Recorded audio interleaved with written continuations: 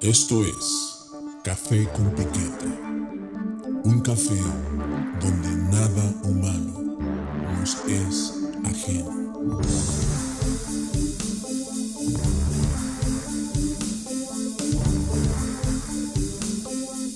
Café con Piquete.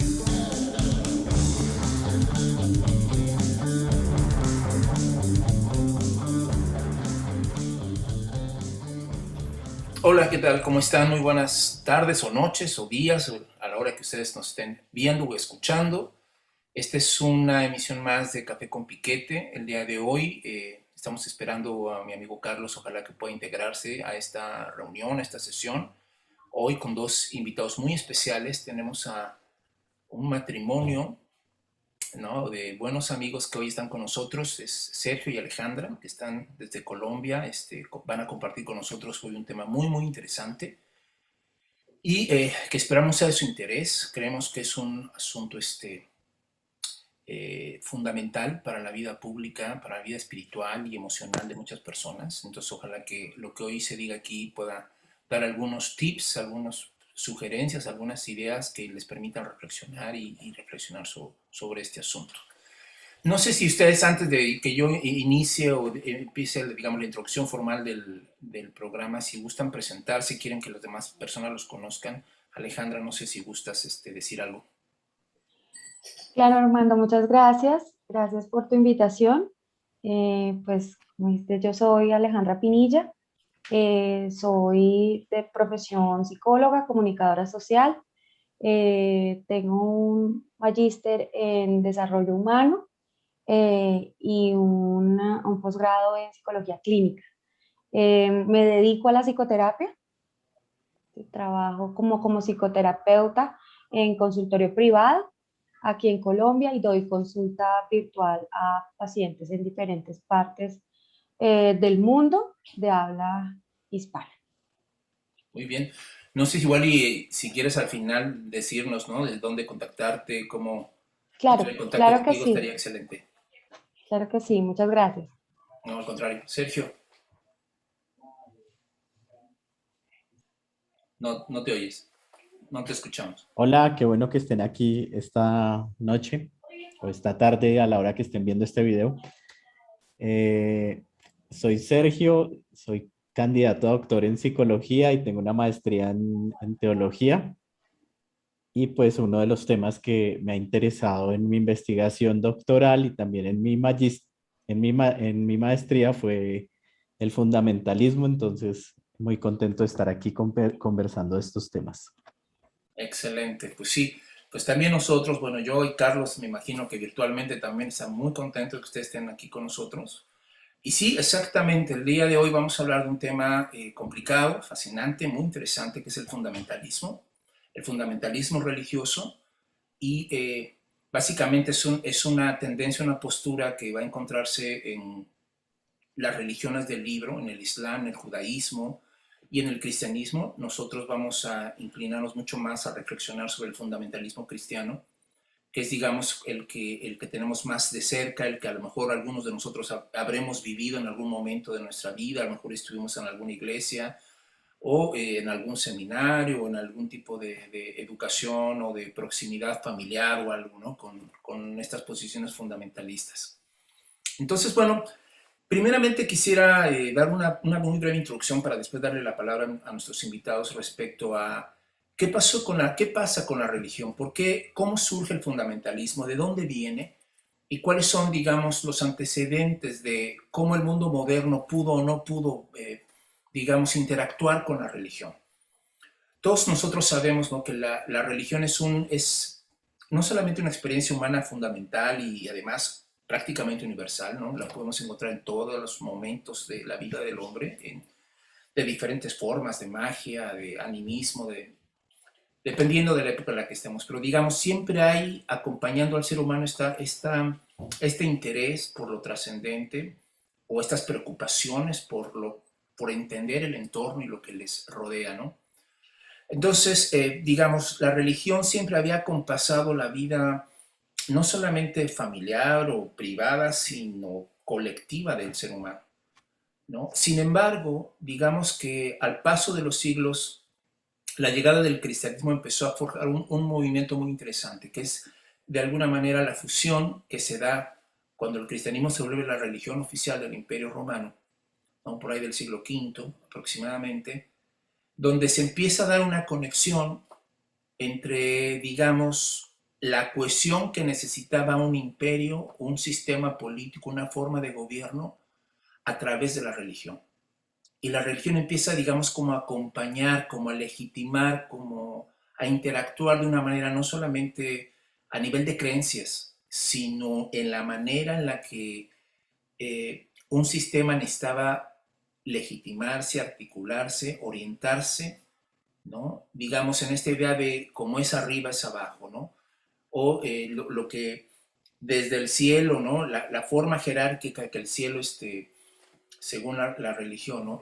Mantiene o establece, digamos, como San Agustín, ¿no? La ciudad de Dios, ¿no? Refleja de alguna manera la Edad Media, por ejemplo, ¿no? Eso era como su pretensión, ¿no? Que la Edad Media de alguna manera estaba como reproduciendo un sistema de vida que tenía una base como espiritual o teológica, ¿no? Frente a esa situación, ustedes saben que a partir de la modernidad, es decir, a partir del siglo XVII más o menos, en adelante, surge un quiebre, empieza a haber un cuestionamiento en la vida social, primero de Europa y después de todo el mundo, en el que empieza a cuestionarse la legitimidad de la religión, en el que no solamente el hecho de convivir con otras religiones, como era el caso del Islam y del judaísmo, ¿no? Ponía también, digamos, como a cuestión de debate, digamos, el derecho de existencia de religiones que se consideran la verdad única, ¿no? Es decir, que tienen un texto sagrado que es interpretado de cierta manera y que legitima una cierta manera de vivir. Pero además estaba surgiendo la ciencia, estaban surgiendo otras formas de saber que estaban pretendiendo explicar eso que antes la religión explicaba, ¿no? Pero ahora desde un fundamento totalmente distinto, ¿no? O sea, el método científico y todo lo que eso implicaba, pues estaba generando una serie de cuestiones fuertes, dramáticas, ¿no? El siglo XIX, por ejemplo, ¿no? Fue un siglo de enormes controversias teológico-evolucionistas, por ejemplo, con la teoría de Darwin, ¿no? En el que se veía confrontada y una visión de una interpretación literal del Génesis con sus 7 días, con sus 6 días de creación, frente a el proceso evolutivo, ¿no? De millones de años que implicaba las teorías de Darwin, ¿no? O las lecturas mucho más críticas de la sociedad y del poder y del dinero que hacía Marx, ¿no? Y sus críticas a una religión que justamente, como decía yo, pues se había colocado como una especie de opio, como una especie de pegamento para unificar, ¿no? Ideológicamente y justificar pues ciertos niveles de explotación o de control, ¿no? De las autoridades sobre las personas.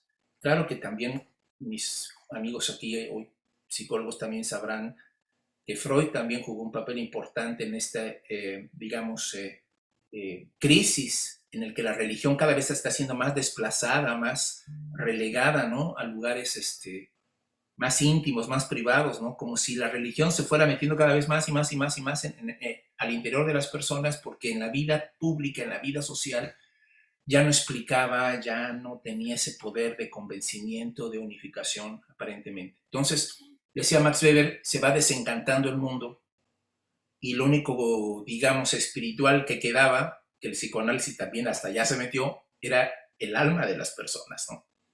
Pero bueno, la psicología también se metió hasta allá adentro y también quiso explorar allí y también desacralizó, ¿no? El templo del Espíritu Santo, ¿no? Terminó siendo también, digamos, observado, ¿no? Por los psicólogos, por la mente, ¿no? Por los estudiosos de la psicología y de la mente humana. De suerte que pareciera que el veredicto de la modernidad era que la religión estaba cada vez desplazándose más y más y más al olvido, que tarde que temprano la razón y la vida laica o secular iba a ser el modelo. ¿Y cuál va siendo nuestra sorpresa, que es lo que nos tiene hoy aquí?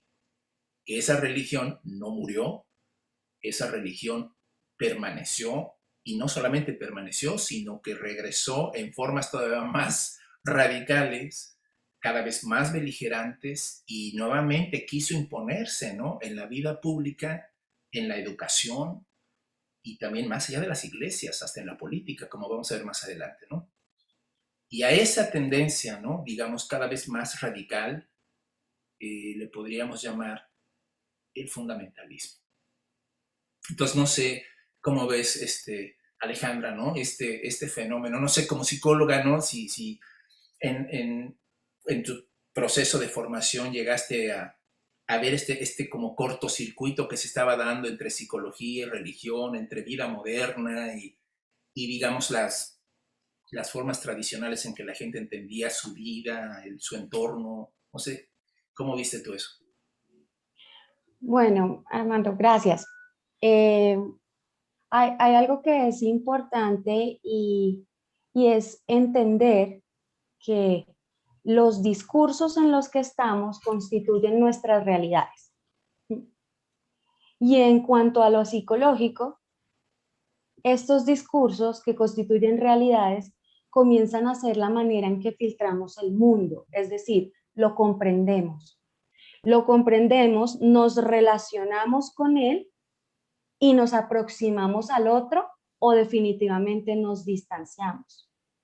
Nos comunicamos y nos relacionamos. ¿Sí?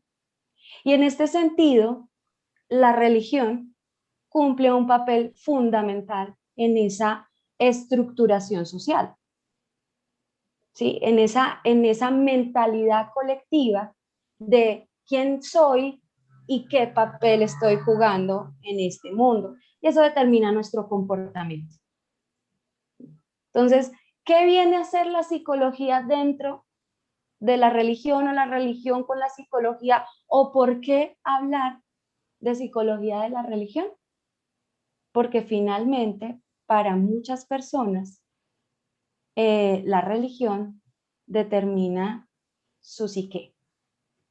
Y eso es lo que creo que es importante y lo que a lo largo de esta conversación vamos a ver, que es con lo que desde mi contexto profesional, que es psicoterapéutico, me encuentro Claro, con claro. personas que realmente están viviendo su vida o no a partir de los conceptos que tienen desde su fe.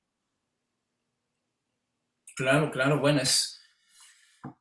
eso es algo, pero no sé si tú llegaste a vivirlo, o Sergio, ¿no? No sé quién quiera o alcanzar como a percibir que había una especie como de esquizofrenia, por decirlo de alguna manera, una especie como de dos discursos que estaban como coexistiendo uno al lado del otro. Yo no sé si en tus pacientes, ¿no? En la gente puedas percibir eso. O sea, digamos, tienes una formación universitaria y te dan una visión, un discurso que te permite entender el mundo de cierta manera. Pero vas a la iglesia y hay un discurso totalmente distinto, ¿no? Y entonces la gente pareciera que medio se estaba habituando a saltar, ¿no? De un lado al otro, aunque eso a veces pareciera una especie de cortocircuito, ¿no? Una especie de doble vida, una cosa medio rara, ¿no? De hecho, lo que hacen las personas es generar conflictos entre lo que son, lo que han sido, lo que los constituyen, ¿sí? Y con lo que se van encontrando, porque hemos forjado una fe en certezas, en que tal cual como se dice, así es. Entonces, si medio de pronto me dicen un discurso distinto, esto va a hacer temblar lo que siempre he creído. Y si lo que siempre he creído me dicen que fue dicho por Dios, pues el conflicto interno va a ser brutal. De hecho, personas al encontrarse con conflictos de fe, con conflictos con respecto a la manera en la que me criaron, me dijeron, empiezan a desarrollar problemas psicológicos tan fuertes que he tenido pacientes que me dicen, cuando me enfrenté a ello, querían morir. Wow. ¿Mm? Quería morir, porque ¿cómo así?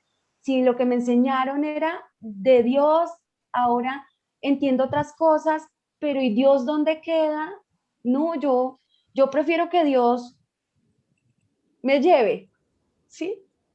Es muy doloroso, realmente es muy doloroso porque son ideas radicalizadas. Así son y así serán, porque así lo dijo Dios, ¿sí? Eh, y no nos permiten vivir tampoco una fe libre, tranquila, abierta al aprendizaje, a la evolución, al cuestionamiento. Si te cuestionaste, ya estás mal. Ahora, dentro de eso, también está cuando se crece dentro de comunidades religiosas tan exigentes, tan radicales, que de repente cuando llegan a cierta edad los jóvenes y esto les empieza a causar ruido e incomprensión, lo que hacen es se salen y parte de la herida es volverse a lo totalmente opuesto y es ya no quiero saber nada. Y eso es una herida, eso duele. Porque estos contextos son casi que su familia. Es empezarnos a desligar de algo que yo siempre, Pepito, Sutanito y el domingo o los momentos eclesiales hacían parte de mi cotidianidad y de mi formación y de mi vida. Y hoy ya no. Entonces genera unos conflictos impresionantes a nivel psicológico. Digamos, un conflicto muy serio de pérdida de sentido de pertenencia, ¿no? Cuando te desconectas por alguna razón de esa comunidad, ¿no? O de sus creencias, ¿no? Tú, mi estimadísimo Sergio,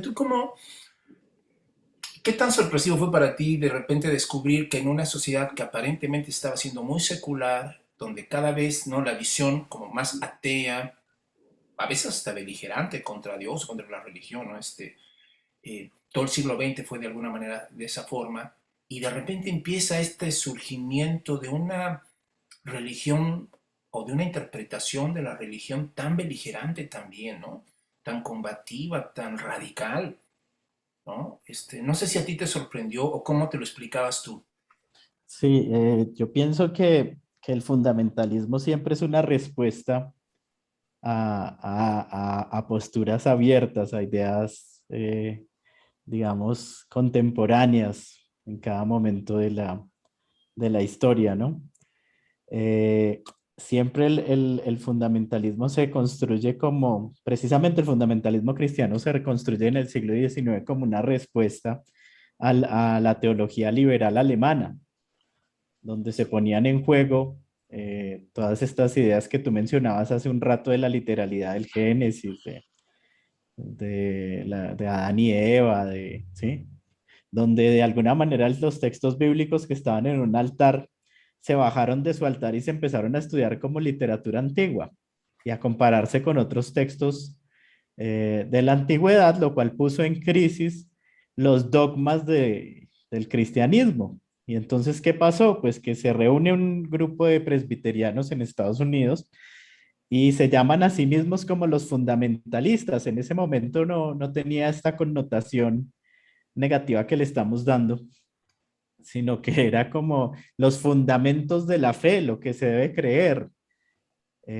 Y claro, el fundamentalismo yo creo que ha existido desde siempre, pero en este momento esta categoría empieza a coger fuerza porque se la apropia el cristianismo norteamericano para identificarse. Claro, ya nosotros vemos esta categoría de otra manera. Y yo creo que, y claro, voy a compartir mi punto de vista, pues no puede ser otro, y lo que voy a decir, pues no pretende ser incuestionable. Dejo abierta la posibilidad al diálogo, pero si queremos entender el fundamentalismo, yo pienso, y seguro lo pienso por mis estudios, también como estábamos hablando hace un momento, estamos situados y leemos el mundo desde nuestros lugares. No creo que se deba ver solamente como un problema religioso, yo creo que es un asunto psicológico que se manifiesta en lo religioso y en lo secular. ¿Qué es esto? ¿Qué es este fundamentalismo que estamos viviendo? Claro, cuando, como te digo, hubo una apertura en el siglo XX y entonces esa apertura genera una reacción que es el cierre, ¿no? Que las comunidades se encierren. Entonces, ¿qué es fundamentalismo? ¿Qué es eso? Pues como definámoslo para las personas que están acá, pues yo creo que ya lo hemos dicho, y es es cuando una persona o un grupo se adhieren estrictamente a una doctrina, a un punto de vista, con unos principios que creen verdaderos, originales y puros. Entonces, cuando uno se posiciona desde ese lugar, pues no hay lugar para considerar al otro, porque es que yo tengo los principios originales, verdaderos y puros. El que no esté de acuerdo con mis principios o con mi doctrina que es original, verdadera y pura, entonces va a ser considerado como descarriado, como resentido. Y claro, si yo soy el que tengo la doctrina original y pura, el otro es merecedor de mi violencia. Se vuelve objeto de mi violencia. El que no encaja en la doctrina original pura y verdadera se vuelve objeto de mi violencia. Pero yo pienso que detrás de esto hay algo psicológico. Y lo que hay detrás del fundamentalismo es un profundo miedo a estar equivocado. Un profundo miedo a ser juzgado por tener la opinión incorrecta. Un profundo miedo a actuar de una manera incorrecta, porque como decía Alejandra, es que la manera correcta la ha dictado Dios. Entonces, en una revisión bibliográfica que estuve haciendo estos días, saqué 4 puntos que pueden identificar al fundamentalismo, ¿no? Digamos 4 o 5 dimensiones esenciales que estructuran esto que estamos hablando hoy. Entonces, miren, se las voy a mencionar a ver cómo les suena. A ver, ¿qué te parece si mencionas una y si alguno de nosotros quiere decir algo, la comentamos y luego pasa la segunda y así, ¿te late? Perfecto, perfecto. Primero es falta de crítica interna y externa. Inflexibilidad ante el pensamiento crítico. Esa es la primera. Ok. No se admite la crítica ni adentro del sistema, ni la de afuera. Y hay inflexibilidad al pensamiento crítico. El pensamiento crítico es como silenciado. Y qué bueno que ya esté Carlos aquí. Hola Carlos, buenas noches. Qué alegría que ya estés aquí con nosotros para compartir. Esperamos que estés muy bien.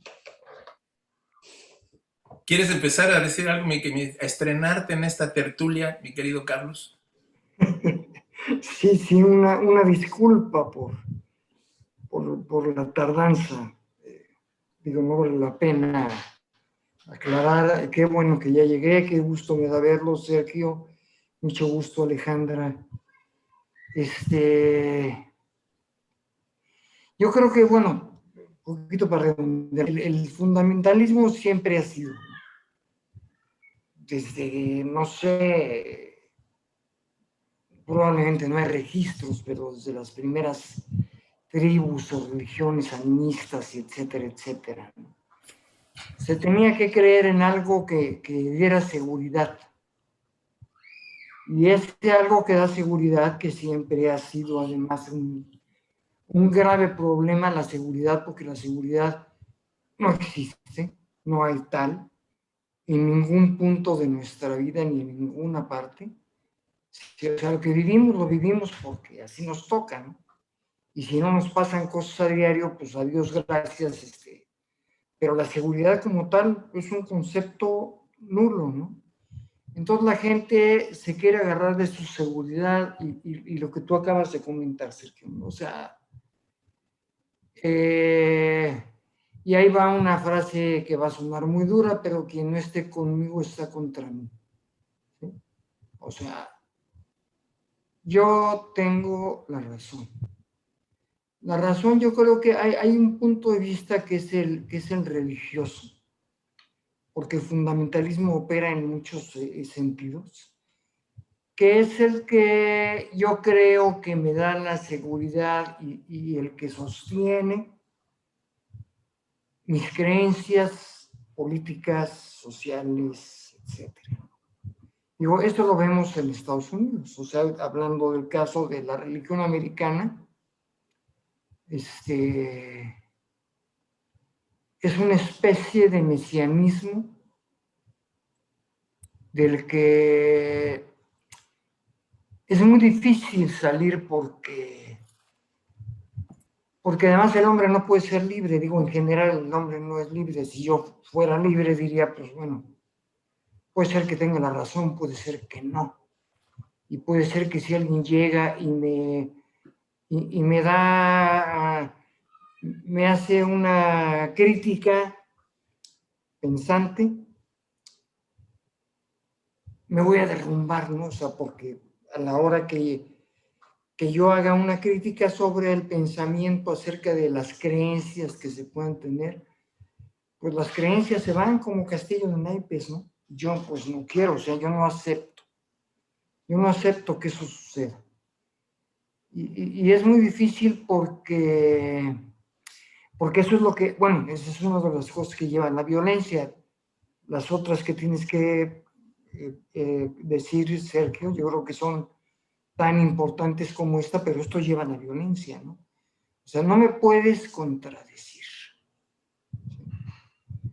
Voy a contar una cosa muy rápida. Mi hermana hace 3 días, ella está en una secta japonesa, por cierto, que se llama Makikari. No sé si han oído hablar de ella, menos mal.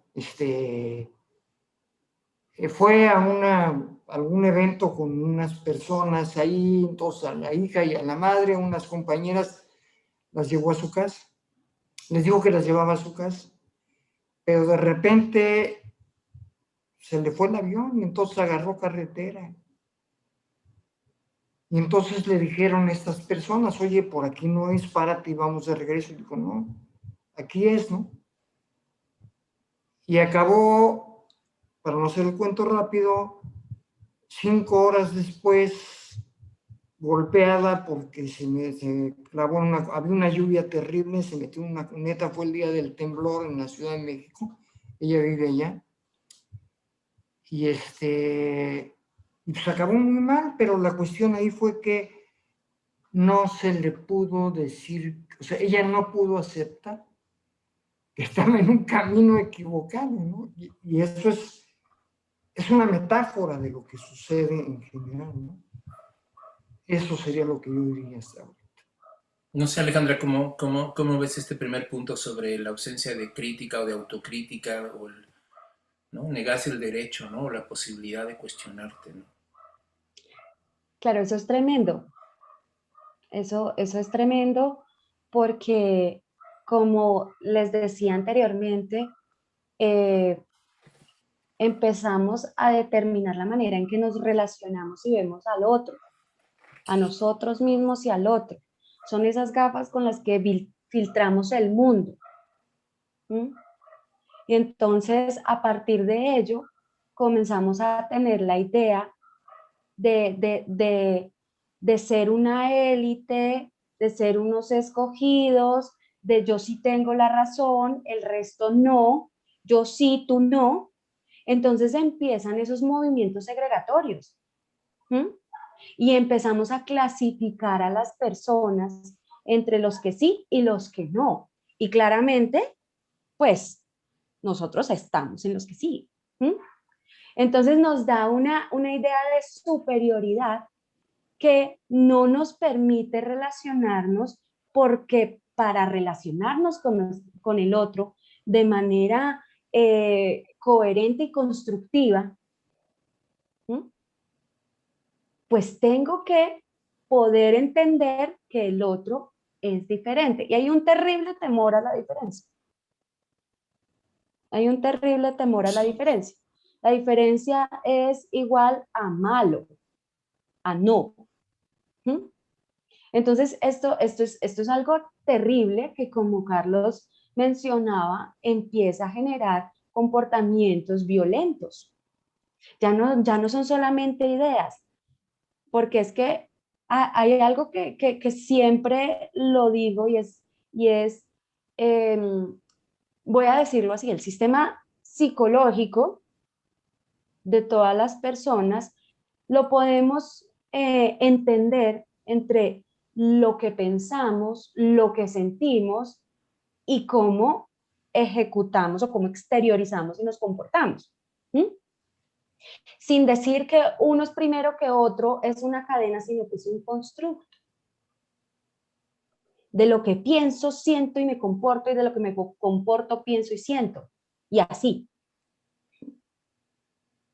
Entonces va a determinar las conductas y los comportamientos. Y si mi idea es segregación, anulación, es nosotros sí, ustedes no, pues esto va a ir creciendo en conductas que pueden convertirse en conductas violentas. Claro. ¿Sí? Porque hay que eliminar al que no. Y si en esto hay una idea salvífica, una idea suprema de los que sí vamos y los que se quedan, o los que merecen, sí, hay un juicio. Y ese juicio lo hacemos a partir de lo que nosotros mismos creemos. Entonces, es algo que es muy fuerte. Es muy fuerte porque comienza a determinar el rol que cumplimos dentro de la sociedad en la que nos desenvolvemos. Y definitivamente es con respecto al otro. No es una cuestión interna, es con respecto al otro. Fíjate qué interesante, porque ahí estás dando digamos, estas dos posibilidades tan frecuentes en el fundamentalismo religioso, ¿no? Si no condeno al otro, entonces mi misión es convertirlo, ¿no? Y entonces voy y lo evangelizo, y voy y le hablo y le digo para que se vuelva como yo, para que se ponga de este lado de donde están los, ¿no?, los correctos, ¿no? Es que mira, Armando, Sí. que me haces pensar en, como tomando lo que dice Alejandra y lo que estabas presentando hace un momento, de que se esperaría que el siglo XXI fuera el siglo de la no religión y se convirtió en el siglo de la religión. Así es. Porque, claro, yo pienso esto en el paso de la modernidad a la posmodernidad, o a lo que llamamos modernidad líquida, o como cada uno llame este momento de la historia. Porque en la modernidad habían certezas, seguridades, uno sabía qué pensar, qué creer, qué hacer. En lo religioso, en la modernidad, este metarrelato del cristianismo era el metarrelato de cómo ir al cielo. Tengo claridad en cómo ir al cielo, qué le gusta a Dios, qué no le gusta. Pero entonces esta posmodernidad o este tiempo que vivimos, estos metarrelatos se fragmentan, ¿no? Y entonces ya vamos abriendo los ojos y haciéndonos nuevas preguntas, y nos parecen que esas respuestas que daba la religión en ese momento eran demasiado simplonas, y los avances de la ciencia y los avances en los estudios literarios de la Biblia y los avances en la sociología van abriendo nuevas perspectivas. Y entonces el fundamentalismo, como te digo otra vez, es una respuesta para agarrarse a las seguridades y certezas. Y entonces dime cómo es, seguridades.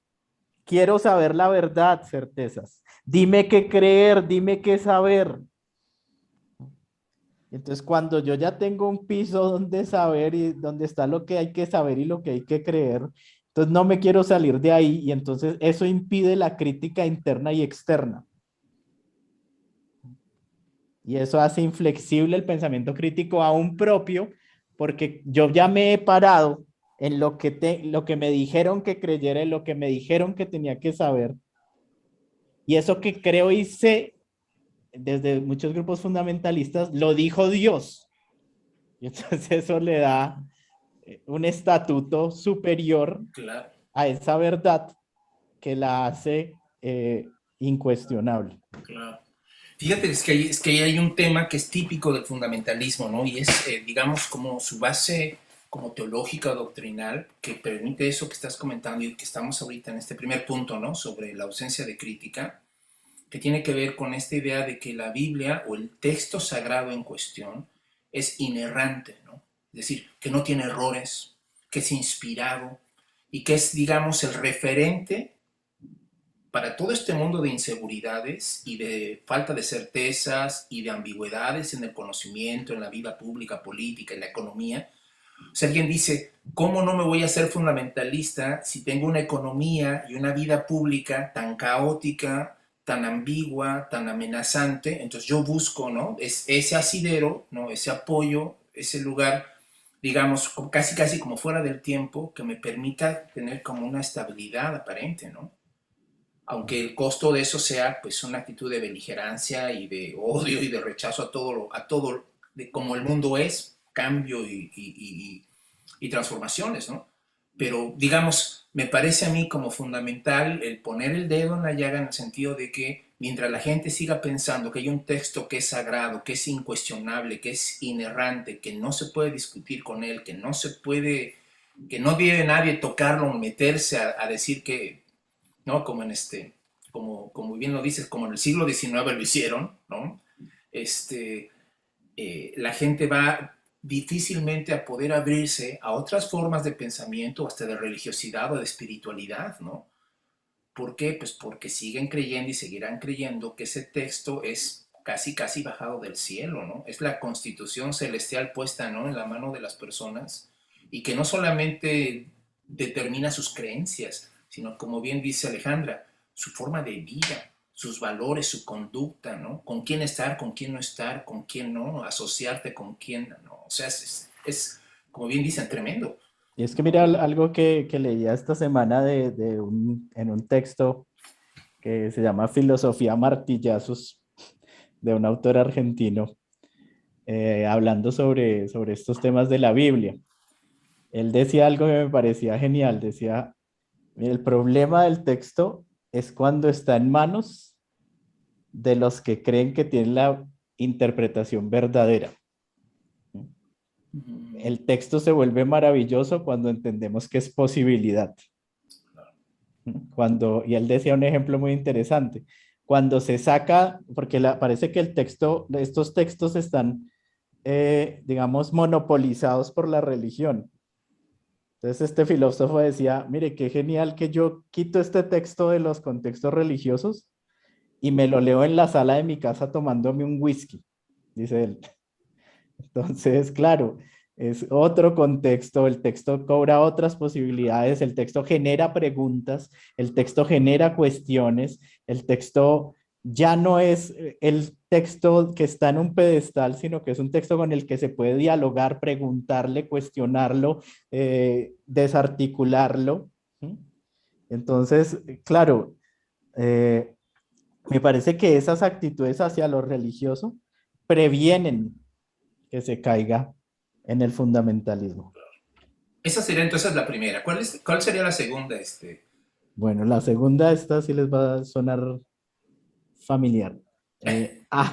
Aislamiento que describe, aislamiento, describe la actitud voluntaria de separarse de las personas que no forman parte del grupo endógeno. Wow. Bueno. ¿Quieres decir algo, Alejandra, o Carlos? Sí. Perdón. No, tranquilo, Carlos. Hay una serie de cosas que llevan a la gente a este tipo de situaciones, ¿no? O sea, Pierre Bourdieu, Visión del Hábitus, ¿no? Que es una cuestión en la que un cierto grupo social de cierto nivel se encapsula en lo que cree, en lo que vive, y todo eso es lo correcto, ¿sí? Es más, hablando de lo correcto, eso es lo correcto. Entonces, es refractario a cualquier opinión que no venga del mismo grupo o del mismo nivel, de la misma élite. Y entonces, si es que escucha al otro, lo oye como si las piedras estuvieran aventándose en el agua, porque a él no le interesa un caramba. Ahora, ya más acá, o sea, el otro es que además hay una cuestión gravísima que es moral y que es el bien y es el mal, ¿no? Entonces, el otro está mal o es el mal. No sé si les suena aquello también de "We are the good guys, they are the bad guys". O sea, los gringos en las películas, típico. En las películas de guerra y todas esas cosas, ¿no? Entonces, no hay, o sea, es refractario, todo es un refractario, es como una cápsula en la que yo veo y escucho lo que pasa afuera, pero eso a mí no me importa, ¿no? Ni me va a modificar mis creencias, ni mi forma de verlo. Y si es otro, como en el primer punto, ¿no? Llega con un pensamiento crítico acerca de lo que digo, pues ese es el mal, ¿no? Entonces me hago un lado. Me hago un lado, aunque esté ahí mismo, yo me hago un lado. Yo no estoy ahí, me aíslo, ¿no? Y y bueno, a ver, perdón, Alejandra, ahora sí, si quieres comentar. No, el punto de aislarnos desde lo psicológico es muy impactante, ¿sí? Porque, por un lado, veníamos de un objetivo, ¿sí?, que abanderamos, y es la evangelización. Y la evangelización es: todos tenemos que ser iguales, todos tenemos que pensar igual, entender igual, creer igual. Y eso es absolutamente imposible, porque todos somos seres absolutamente distintos. Pero cuando no se da esa posibilidad, nos aislamos. Y este aislamiento es mucho más doloroso cuando empieza a tocar, por ejemplo, tu familia nuclear, tu red de apoyo principal. ¿Mm? Entonces encontramos a personas perturbadas, llenas de dolor y con la angustia a flor de piel, que hasta puede llevarse a un trastorno psicológico porque su familiar no cree igual. ¿Mm? Claro. Entonces, por ejemplo, un caso, una chica con un trastorno obsesivo compulsivo, ¿mm?, de una génesis biológica, por ende tienes que tomarte un medicamento para regular tu cerebro y tienes que estar en unos tratamientos psicoterapéuticos para adaptarte a esta condición de vida. Y en lo religioso dicen: no, es porque tu familia no es de esta misma fe. ¿Mm? Entonces, imagínate en el choque tan brutal en el que nos encontramos con ella, y en su crisis, no solamente de fe, sino que a eso súmale la crisis física, de salud, porque no es un tema de medicamentos, no me los voy a tomar. ¿Mm? Claro. Es porque mi familia, por no creer igual, está abriendo las puertas al espectro malo y me está impactando mi vida. Entonces hay familias que se dividen. Claro. Eso pasa. Hablábamos ahorita el fundamentalismo religioso, pero el fundamentalismo político, y esto divide. Y es que no puedo tener una conversación ni siquiera de escucharte, porque estás mal. Eso es absolutamente nocivo. ¿Mm? Y esa idea de el mundo en dos polos, lo juzgamos en dos puntos. Yo me encuentro a diario con personas trastornadas porque o estamos bien o estamos mal, o soy bonita o soy fea, o estoy blanco o negro, estoy en el éxito, o si no estoy en lo que conocemos como éxito todo el mundo, entonces estoy automáticamente en lo que se llama fracaso. y la insatisfacción, el dolor, la perturbación, y haciendo, por ejemplo, énfasis en el día de hoy, que hablamos a nivel mundial sobre el suicidio. Hay personas que lo están estimando por encontrarse en ese conflicto de tengo que aislarme, estoy solo en esto.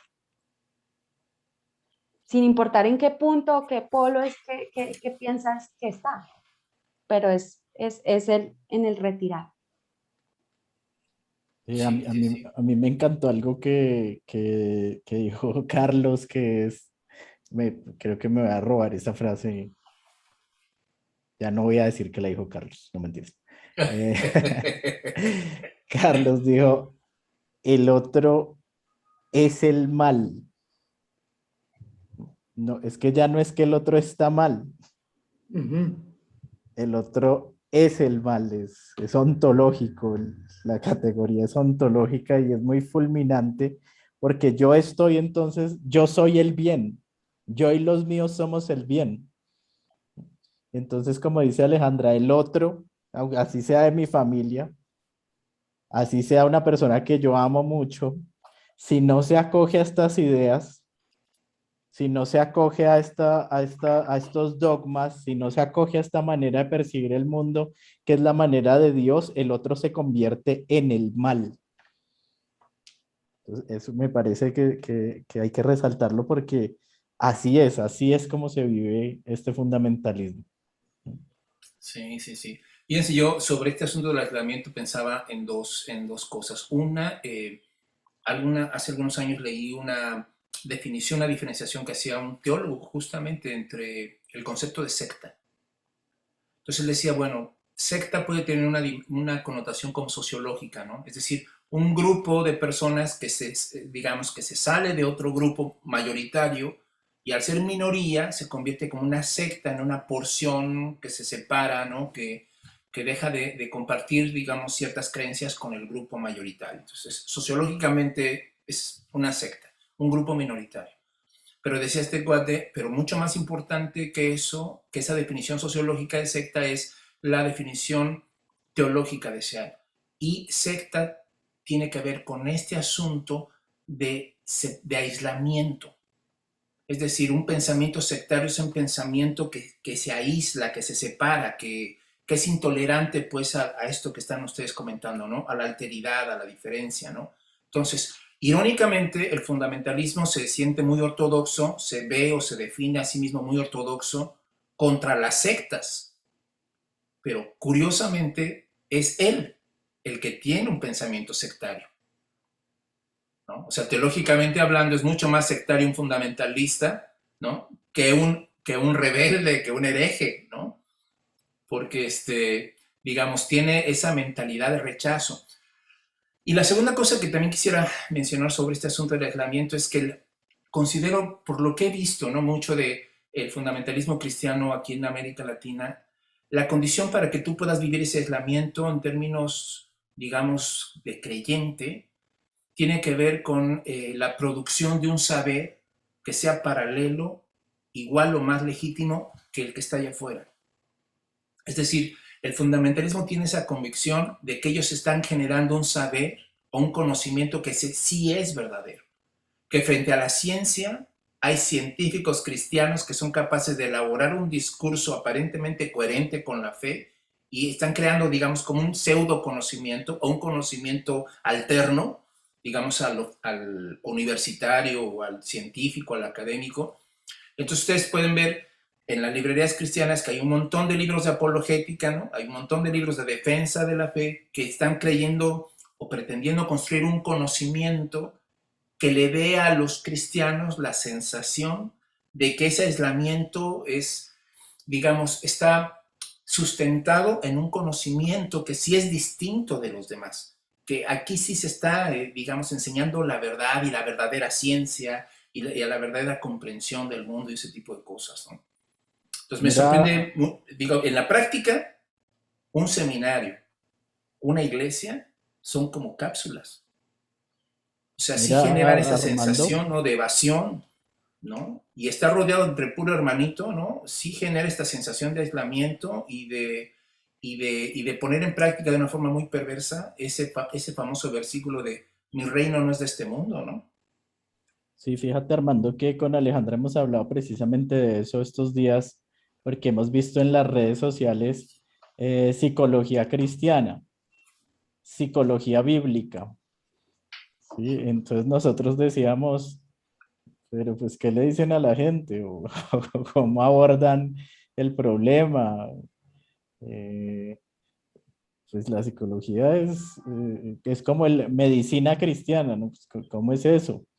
Eh, no, pues no entiendo realmente el concepto, pero lo entiendo también ahora dentro del panorama que presentas, Armando, que es del panorama de apropiarse de lo de afuera para encapsularlo dentro del el grupo religioso, ¿sí? Para apropiarse de esos elementos y que las personas del grupo religioso no salgan a mirar otras lecturas, no salgan a mirar psicólogos que van a poner en jaque sus ideas, no vayan a mirar otros pensamientos, porque pone en riesgo la idea de la verdad que el grupo ha construido.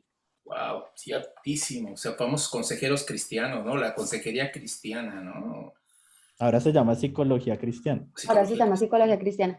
Yo quiero hacer un comentario sobre ese punto que hace Sergio, porque me parece que se convierte en un riesgo frente a las personas con necesidades de tratamientos en salud mental. Ups. ¿Sí? Entonces, son tratadas de manera equivocada y errada, así tengan la buena intención, ¿sí? De guardar sus creencias y de guardar a esta persona en su círculo y en las ideas que ellos tienen como aferradas, pero entonces lo que hacen es un daño mayor, porque estamos hablando de personas con condiciones de vida a nivel psicológico, a nivel psiquiátrico. Y conozco muchas iglesias, organizaciones religiosas en donde a las personas les dicen, el psicólogo es malo, ¿sí? No vayas allá. El psiquiatra, no, si tú crees en Dios, ¿para qué vas a querer? O sea, ora. Y estamos hablando de trastornos. Personas con condiciones de vida, eso a mí, y cuando las personas, entonces yo veo publicaciones y dice psicología cristiana, entonces me surge la pregunta, ¿cómo se aborda una problemática que está de salud mental? ¿Sí? Yo te digo una cosa, en mi consulta yo recibo personas con fe y sin fe. Y aun cuando la fe hace parte tan importante, o la no fe, de cómo las personas están interpretando sus mismos problemas, sus circunstancias, sus formas de vivir, y son absolutamente relevantes para el contexto psicoterapéutico. En ese contexto, pues hablamos de psicología, de ciencia. No estamos hablando de ideas religiosas, aun cuando las personas lo refieran, porque hace parte de ellos, pero no es la función, creo, y me perdonarán los compañeros, los colegas Psicólogos cristianos.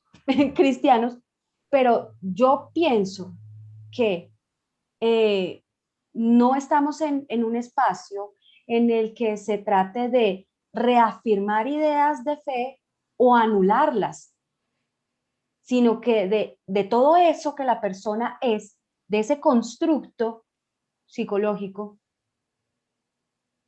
todo ese componente, pues que es aversivo, que me está haciendo daño Claro, y que tengo que repensar y reevaluar y evolucionar. ¿Mm?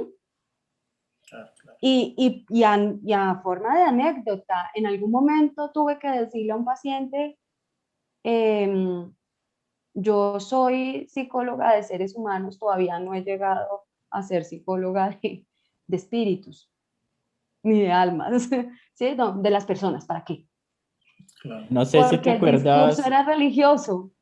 no sé si te acuerdas que la psicóloga de un colegio nos contaron unos amigos que la psicóloga de un colegio, cuando los niños estaban, bueno, en sus dinámicas y cuando tenían problemas de aprendizaje o X o Y cosa, la psicóloga de un colegio cristiano decía que, le decía a los papás que era porque no estaban haciendo el altar familiar. Sí, Eso era como un espacio de oración, de de... oración. Entonces, Pero no están eso orando en explica el familia. comportamiento del niño, eso explica que el niño no esté aprendiendo, eso explica, me parece que ahí entonces se está viendo cómo es de alguna manera esa psicología llamada religiosa.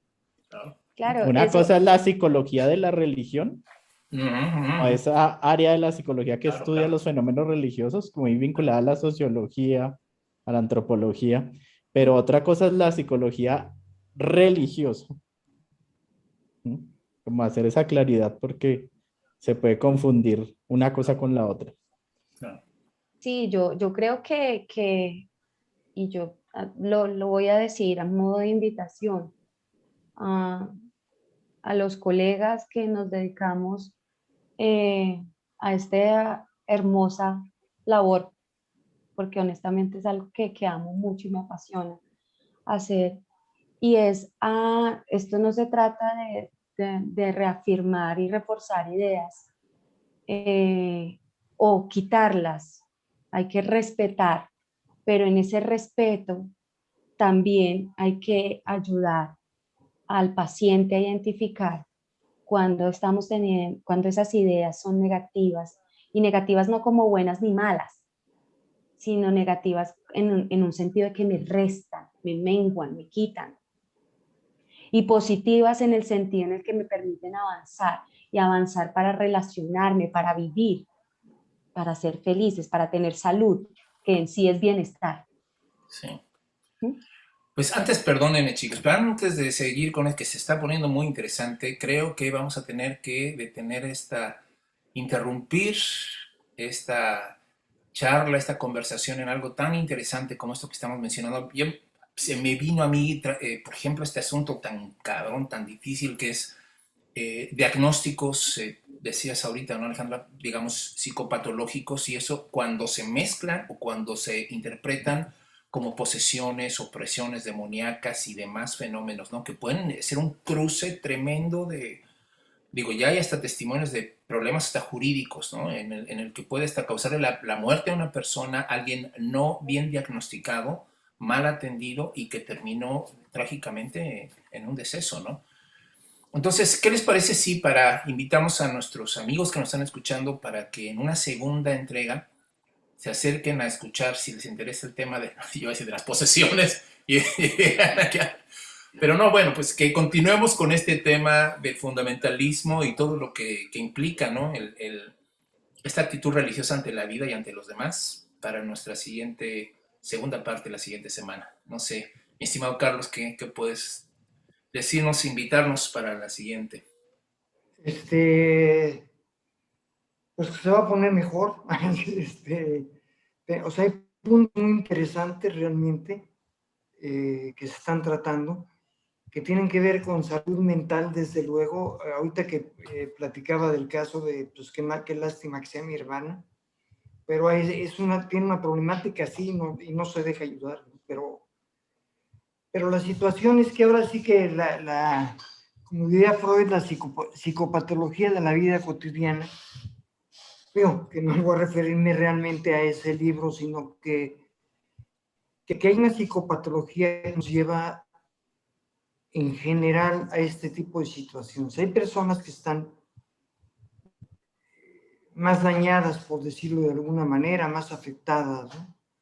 Pero de alguna manera todo esto que estamos viviendo en la posmodernidad que nos decía Sergio, nos lleva a eso, ¿no? Nos lleva a eso porque, o sea, el New Age es, al fin y al cabo, tener asideros, ¿sí? Y que se disfrazan unos religiosos, claro, tenemos estos fundamentalismos muy clásicos, cristianos, testigos de Jehová, etcétera, no sé, pero hay cosas que quedan un poco, que son aparentemente un poco al margen, pero llegan al mismo problema de salud mental y que además se presentan ya sea de frente o detrás con una forma religiosa.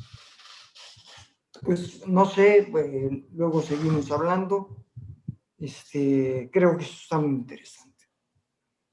Pues así es, los esperamos entonces la siguiente, ¿no? Sesión, la siguiente entrega de este programa de fundamentalismo con nuestros amigos, con Sergio y Alejandra. Aquí vamos a seguir, vamos a continuar y nos vemos la próxima semana. ¿Qué les parece?